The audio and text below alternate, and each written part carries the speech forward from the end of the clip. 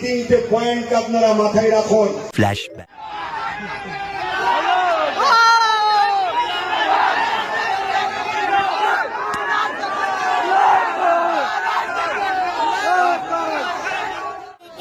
এর মুহূর্তে কিন্তু বাইরে গাড়ি আসছে, দেখো।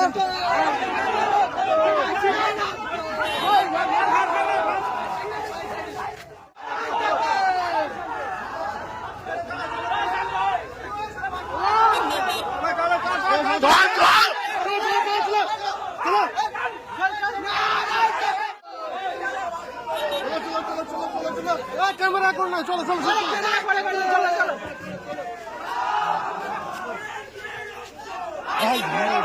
চলো না, চলো চলো চলো চলো।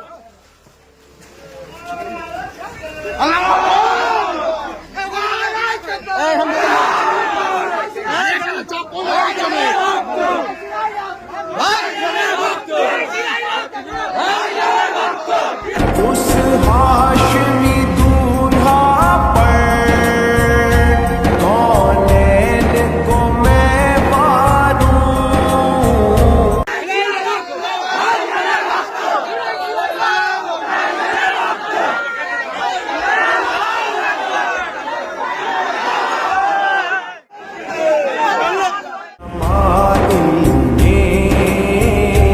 यकताए समाना है।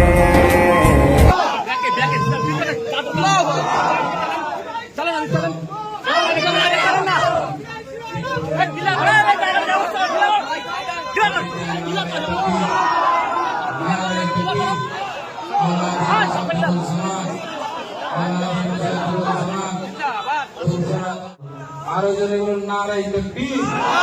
মাশাআল্লাহ, রাস্তা ছেড়ে দিয়ে দাঁড়ান। আমি আপনাদেরকে ঘোষণা করেছি আগেই রাস্তা ছেড়ে দাঁড়ান।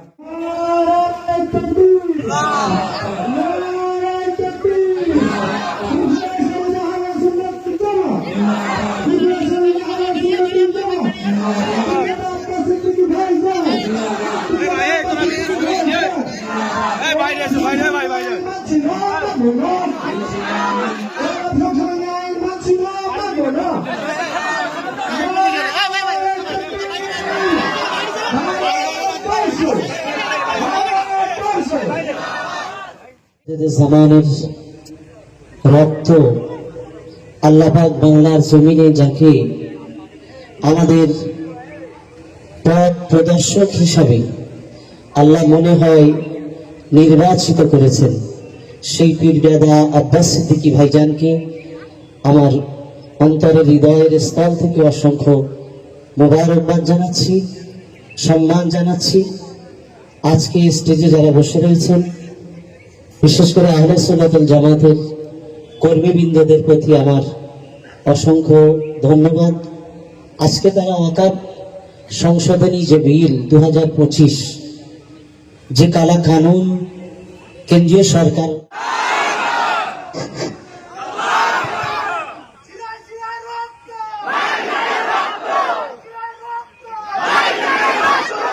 হযরত ইমাম সাহেব হযরতগণ তিনারা আলোচনা করেছেন।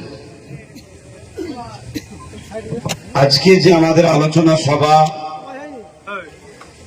কাশ্মীরের পহেলগাঁওতে নিরীহ ভারতীয়দের উপরে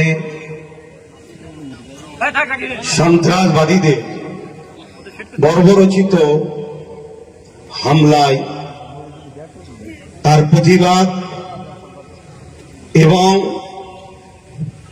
এখনো সেই হামলাকারীদের উপযুক্ত শাস্তি, যেটা আমরা মনে করি তাদেরকে মৃত্যুদণ্ড দেওয়া দরকার, সেটা এখনো কার্যকরী কেন্দ্র সরকার করতে পারছে না। এবং পাশাপাশি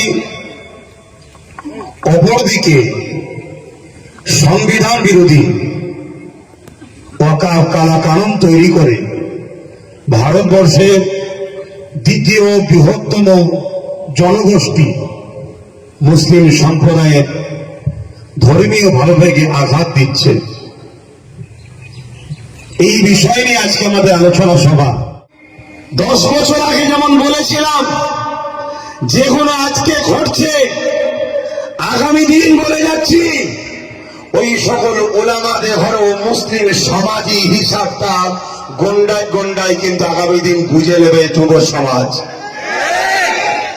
কারণ আমাদেরকে আজকে পুরো বানে ভেসিয়ে দেওয়া টাইপের ভাসিয়ে দিয়েছে।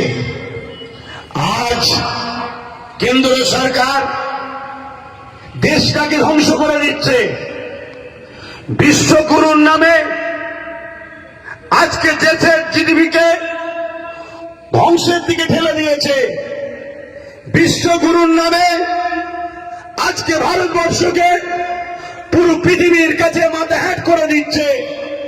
বিশ্বগুরুর নামে আজকে আমার দেশের ক্ষুধার্ত তালিকা দিনকে দিন বেড়ে চলেছে। বিশ্বগুরুর নামে কেন্দ্র সরকার আমার দেশের এয়ারপোর্ট থেকে শুরু করে, আমার দেশের রেল থেকে শুরু করে, আমার দেশের বিভিন্ন প্রপার্টিগুলোকে, ঐতিহ্যপূর্ণ সম্পদগুলোকে আজ বেসরকারীকরণ করে পাবলিকের হাতে বিক্রি করে দিচ্ছে। কথা বলতে গিয়ে, কবরস্থান খানকাবের কথা বলতে গিয়ে মুসলিম সমাজের এক শ্রেণী মানুষের কাছে নিজের বাপ মাকেও তার খাওয়াতে হয়েছে। আমি বলেছিলাম, মনে রাখবে, লোহা না হলে লোহা কাটা যায় না। ক্ষমতার জোরে সামান্য ভিক্ষা দিয়ে তারা আজকে আমাদের ঘরে গোলামীর বস্ত্রতা স্বীকার করছে। এই অকাল কালা কানুন যে তৈরি হয়েছে, এর থেকেও বড় ভয়ঙ্কর কানুন আগামী দিন আমাদের জন্য অপেক্ষা করেছে। তার বিরুদ্ধে যুদ্ধ করতে আমরা যুদ্ধ করতে প্রস্তুত আছি।